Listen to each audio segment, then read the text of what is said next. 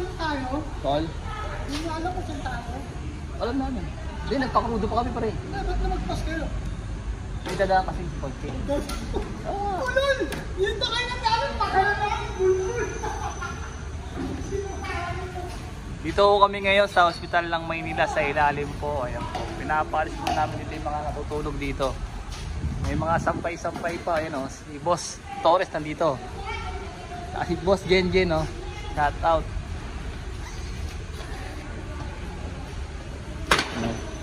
Dati na po natin itong pinaalis. Ayan. Nagsibali ka na naman sila.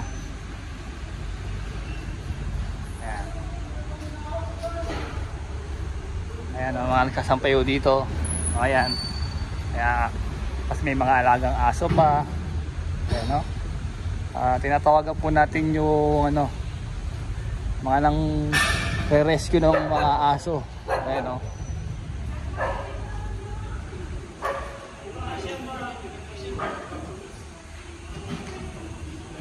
Ganun yung truck, boss.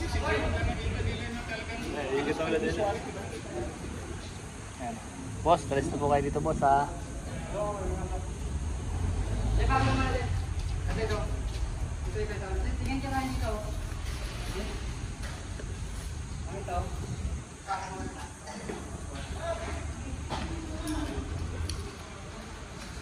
Ito yung mga naabutan namin dito.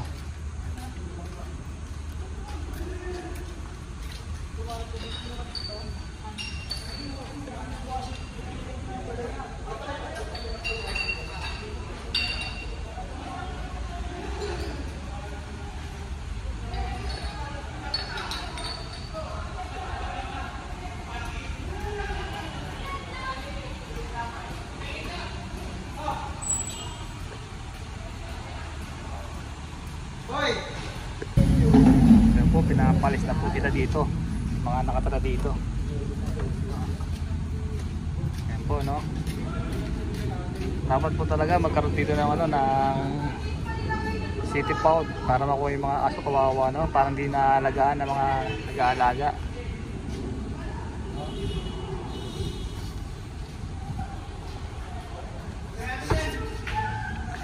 Kasi parang di nakamakakatawa.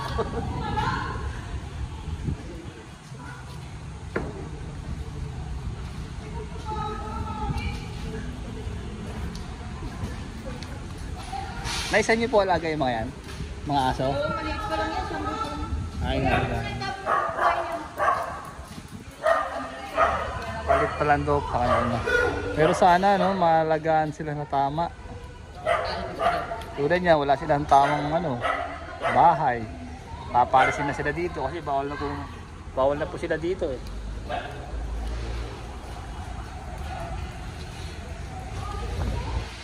Binahayan na naman nila to. Kerman.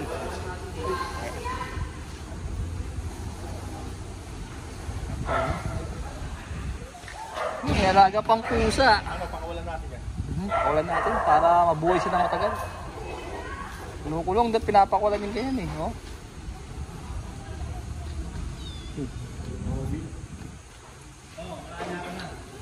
Nalaya na siya. Oh, nakaunat na siya oh. Sampay-sampayan dito. Ito po yung ano, yung sa may likod po na Hospital ng Maynila, yung parang paradaan po ng mga empleyado dito. Ang nangyayari, tinutulugan ng mga scavenger.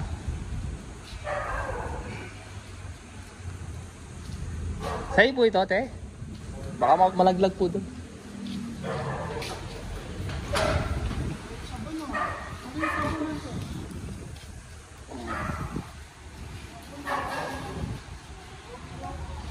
Po, no? Andun po yung photon natin, doon na po nakapopa. Hindi ko kasi magkakasya rito dahil napakalaki po ng truck natin na photon. Ayan, no?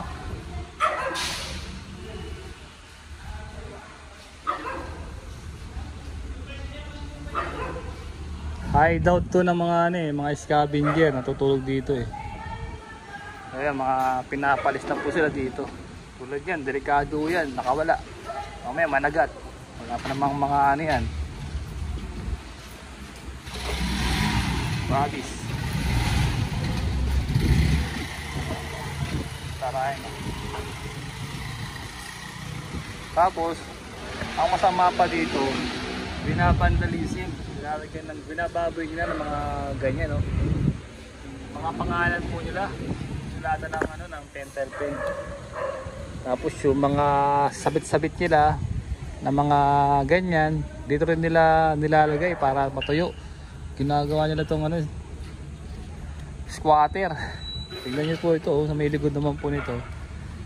Yung mga basura naman nila, diyan lang nila tinatapon sa ano, sa estero. No? Kaya nagiging dugyot itong estero dahil sa kakagawan nila. Ayan, may sando, may bra, may panty, may cycling. Oh, di ba? Nabababoy itong ano, Maynila.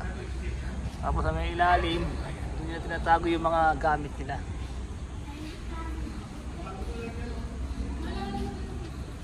Sir, araw-arawin na po ito, sir. Bawal na po kayo dyan, ha?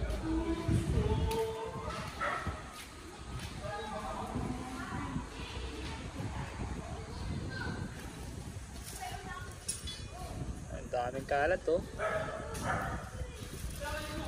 Hey! Ate! Ibigay nyo na yan, ibigay nyo na yan.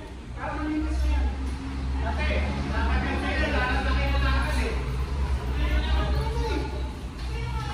Ano naman nagagawa? Kami managalit yung ano nyo eh. Bawal po kayo dito, ate, matulog. Pasensya na po. Kaya nga, sabi ko nga po, hinintay ko lang mabubuhat kita mo, binubuhat mo mag-gusto. Hindi ko kaya kasi Opo. high blood pa ako. Kamu nilagay lang sa tabi, oh. Bahala nga ako. Pabayaan nyo na yan, Nay. Kung hindi naman po sa inyo.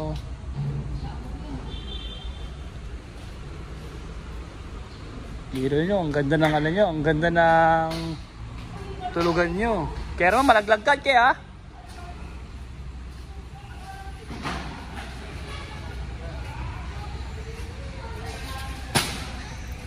Naku, dalaga ko lang dito.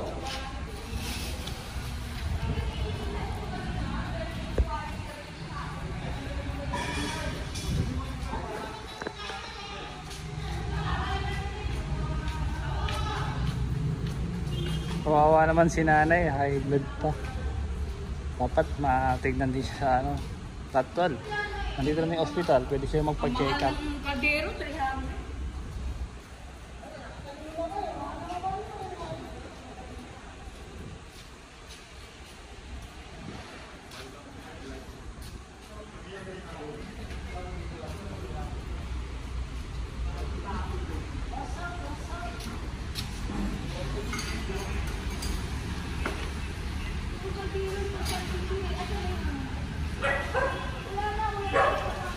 Ito yung mga gilid-gilid sa sasakyan dito. Tingnan ko may mga singit-singit pa ng mga kalat-kalat na wala.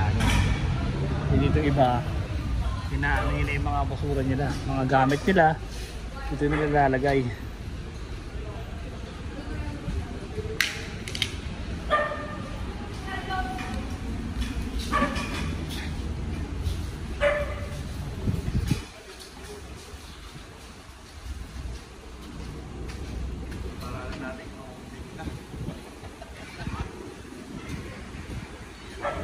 Kaya po, napaalis na po natin yung mga natutulog dito. Sana huwag na po silang bumalik dito, no? Dahil nabababoy po itong ano, bagong ospital ng Maynila. Mayroon pa mga galon-galon na yun, no? Ano naman yan, Kerman?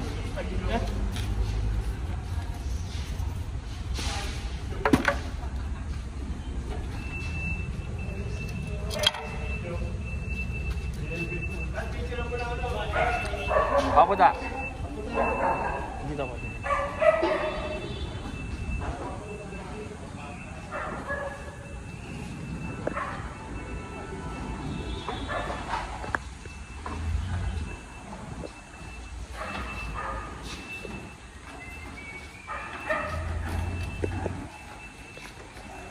Ito boss, oh.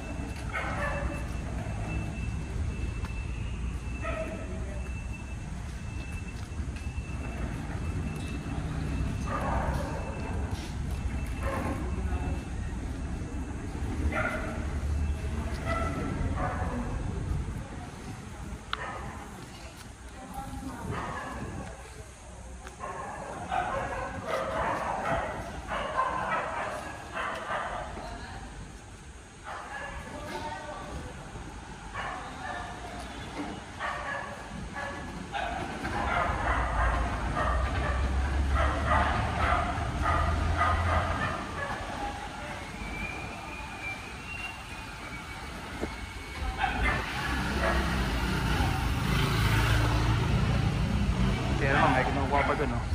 Ah, yung ano. Ayun.